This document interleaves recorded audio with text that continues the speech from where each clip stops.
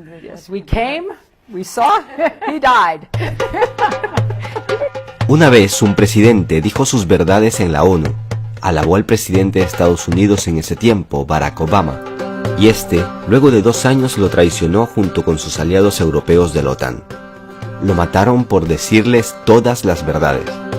Mira el video de principio a fin. Su discurso duró 1 hora y media, pero te dejo los mejores momentos. En realidad, vale la pena verlo. Como se sabe, las Naciones Unidas fueron fundadas 3 o 4 países. Ellos fueron los que la fundaron, que a la sazón estaban contra Alemania. Las Naciones Unidas fueron creadas por naciones que se unieron contra Alemania en la Segunda Guerra Mundial.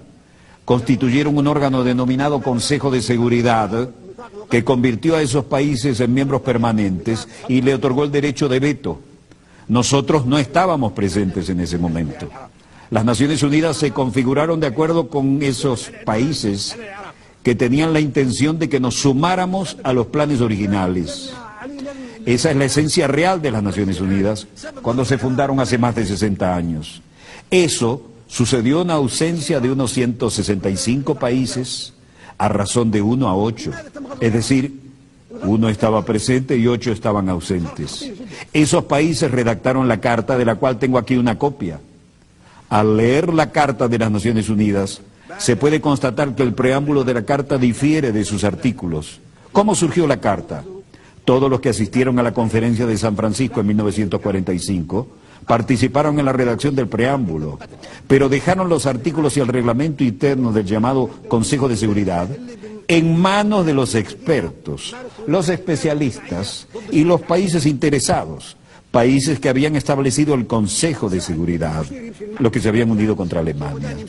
El preámbulo es muy atractivo, nadie lo objeta, pero todas las disposiciones que aparecen después lo contradicen completamente. Rechazamos esas disposiciones y nunca las respaldaremos. Se volvieron obsoletas después de la Segunda Guerra Mundial. En el preámbulo, por ejemplo, se afirma que todas las naciones, pequeñas o grandes, son iguales. ¿Somos iguales en lo que respecta a los pueblos y en los puestos permanentes del Consejo de Seguridad? No, no lo somos. En el preámbulo se afirma por escrito que todas las naciones son iguales, sean pequeñas o grandes. ¿Tenemos nosotros derecho de veto? ¿Somos iguales? No. En el preámbulo se dice que tenemos igualdad de derechos, ya sean nuestros países grandes o pequeños. Eso es lo que se declara y lo que acordamos en el preámbulo. Por tanto, el veto en el Consejo de Seguridad contradice la Carta. No aceptamos ni reconocemos el veto. En el preámbulo de esta Carta se afirma que no se deberá recurrir a la Fuerza Armada, salvo en interés común. Ese es el preámbulo que acordamos y firmamos, y nos sumamos a las Naciones Unidas porque queríamos que esta Carta reflejara eso. Se indica que solo se recurrirá a la Fuerza Armada en interés común de todas las naciones. Pero ¿qué ha sucedido desde entonces? Han estallado 65 guerras desde la creación de las Naciones Unidas y desde la creación del Consejo de Seguridad. 65 guerras desde su creación, con millones y millones de víctimas, más que en la Segunda Guerra Mundial. ¿Acaso en esas guerras, así como la agresión y la fuerza se utilizaron en esas 65 guerras, responden al interés común de todos nosotros representados aquí? No. Esas guerras se llevaron a cabo en aras de los intereses de 1, 3 o 4 países, pero nunca de todas las naciones. Hablaremos acerca de si esas guerras respondían al interés de un solo país o de todas las naciones. Esto contradice de manera flagrante la Carta de las Naciones Unidas que firmamos, y a menos que actuemos de conformidad con esta Carta de las Naciones Unidas que acordamos, lo rechazaremos y no temeremos hablar con nadie en términos que no sean diplomáticos. Ahora hablamos del futuro de las Naciones Unidas. No debe haber hipocresía ni diplomacia, porque se trata de la cuestión importante y vital del futuro del mundo, del planeta. La hipocresía dio lugar a estas 65 guerras que han estallado desde la creación de las Naciones Unidas. Si un país, Libia por ejemplo, agrediera a Francia, entonces la organización entera respondería porque Francia es un Estado miembro soberano de las Naciones Unidas y todos compartimos la responsabilidad colectiva de proteger la soberanía de todas las naciones.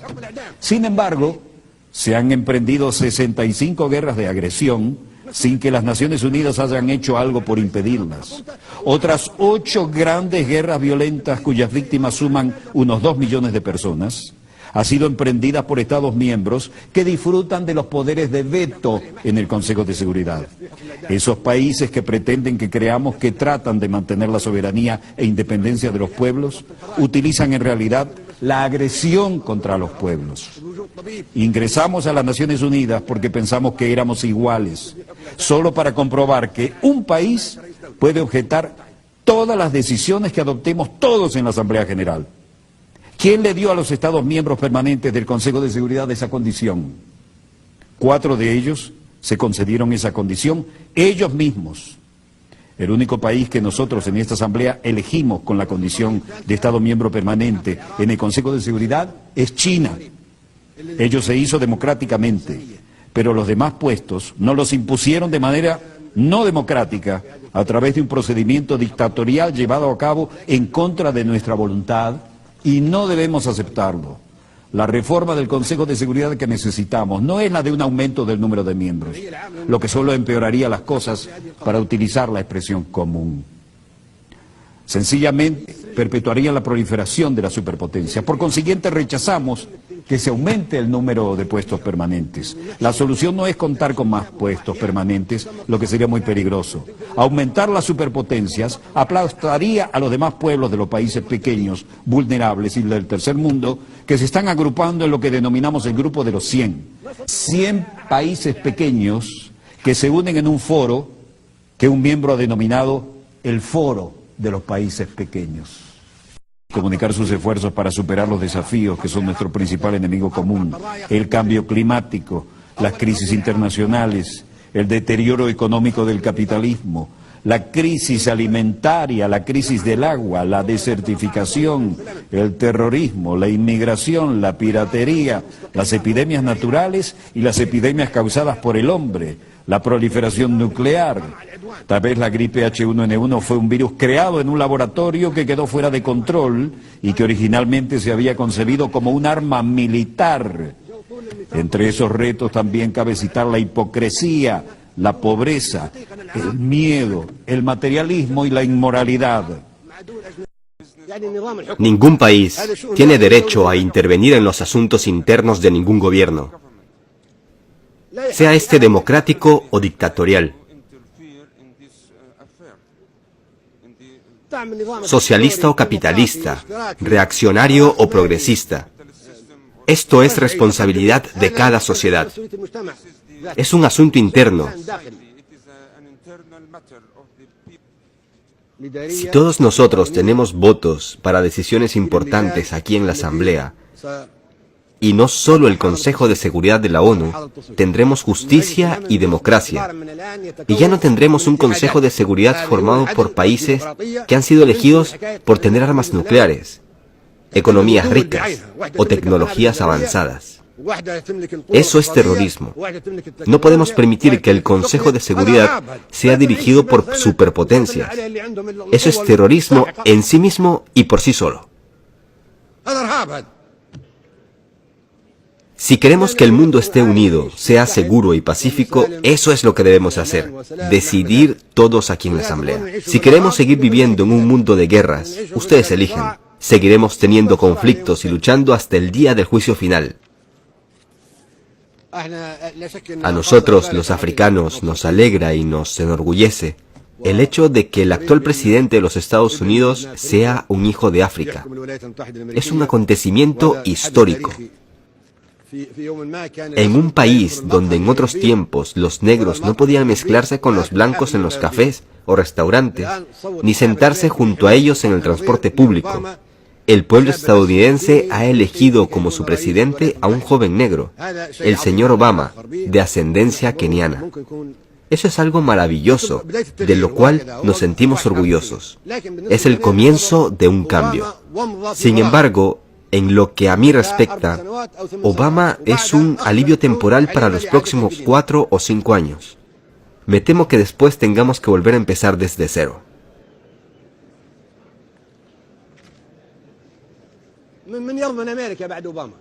Nadie puede asegurar cómo se gobernará a los Estados Unidos después de Obama.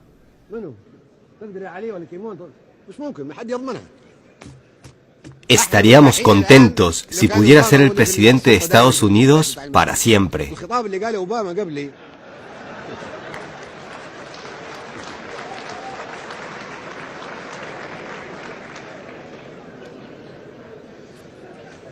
Los presidentes estadounidenses solían amenazarnos con todo tipo de armas.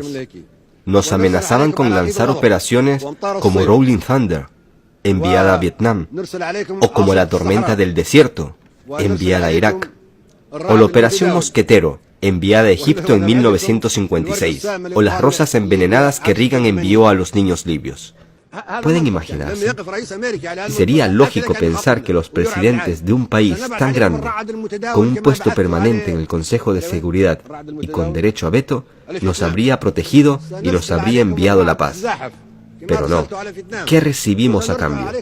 ¿Bombas dirigidas por láser transportadas en casas F-1? Este era su enfoque. Nosotros dirigiremos el mundo, les guste o no, y castigaremos a todo el que se oponga a nosotros. El discurso que pronunció nuestro hijo Obama hoy es completamente diferente. Hizo un llamamiento serio a favor del desarme nuclear, lo cual aplaudimos. Dijo también que los Estados Unidos por sí solos no podían resolver los problemas que enfrentamos y que el mundo entero debería unirse con ese fin. Dijo que debemos hacer más de lo que hacemos ahora, que es solamente pronunciar discursos. Estamos de acuerdo y lo celebramos. Dijo que habíamos venido a las Naciones Unidas a achacarnos unos con otros. Y lo cierto es que cuando venimos aquí, deberíamos comunicarnos mutuamente en pie de igualdad. Dijo además que la democracia no debe imponerse desde fuera, pero en realidad hasta hace poco los presidentes estadounidenses decían que se debía imponer la democracia a Irak y a otros países.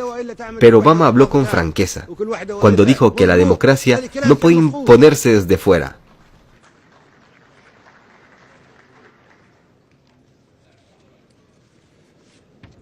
¿Alguien puede responder si es mejor que el mundo esté tan polarizado? Pedimos un mundo en que grandes y pequeños seamos iguales. En lo que respecta a la situación en Palestina, la solución de crear dos estados es imposible, no es práctica. Actualmente hay una superposición completa de esos dos estados. La partición está condenada al fracaso. Estos dos estados no son vecinos, sino que son coexistentes, tanto en términos de población como de geografía. No se puede crear una zona de amortiguación entre los dos estados, porque hay 500.000 de colonos israelíes en la ribera occidental y 1 millón de palestinos árabes en el territorio conocido como Israel. Por lo tanto, la solución radica en un Estado democrático sin fanatismo, por razones religiosas o étnicas. La generación de Sharon y Arafat se han acabado. Necesitamos una nueva generación en la que todos puedan vivir en paz.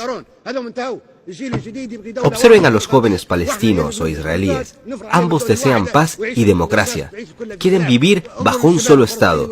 Ese conflicto está emponzoñando al mundo.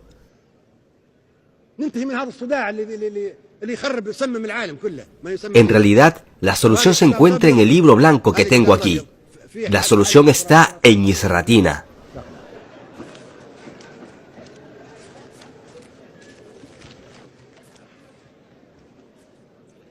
Los árabes no albergan ninguna hostilidad ni animadversión hacia Israel. Somos primos y pertenecemos a la misma raza. Queremos vivir en paz. Los refugiados deberían regresar a sus casas. Son ustedes quienes provocaron el holocausto entre los judíos. Ustedes, y no nosotros, quienes los incineraron. Nosotros les dimos refugio, les dimos amparo durante la época romana, durante el reino árabe de Andalucía, durante el gobierno de Hitler. Son ustedes quienes los envenenaron. Son ustedes quienes los aniquilaron. Nosotros les dimos protección mientras ustedes los expulsaban. Reconozcamos la verdad. No somos hostiles. no somos enemigos de los judíos, y algún día los judíos necesitarán de los árabes. Llegará un momento en que los árabes serán quienes les vuelvan a dar protección para salvarnos como hicimos en el pasado. Son ustedes quienes odian a los judíos, no nosotros. Libia espera que ustedes ayuden a realizar una transición en un mundo plagado de crisis y tensiones. En este mundo debe prevalecer la humanidad, la paz y la tolerancia. Nosotros no acostumbramos a claudicar cuando se trata del destino de la humanidad, de las luchas del tercer mundo y de las 100 naciones pequeñas que deberían vivir siempre en paz.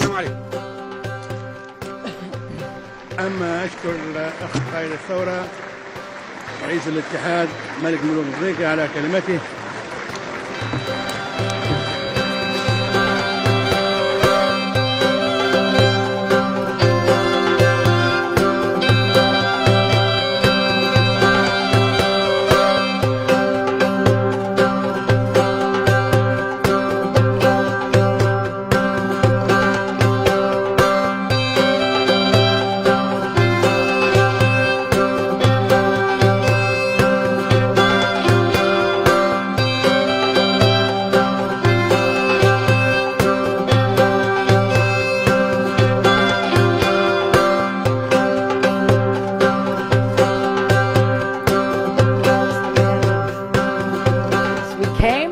We saw, he died. Did it have anything to do with your visit?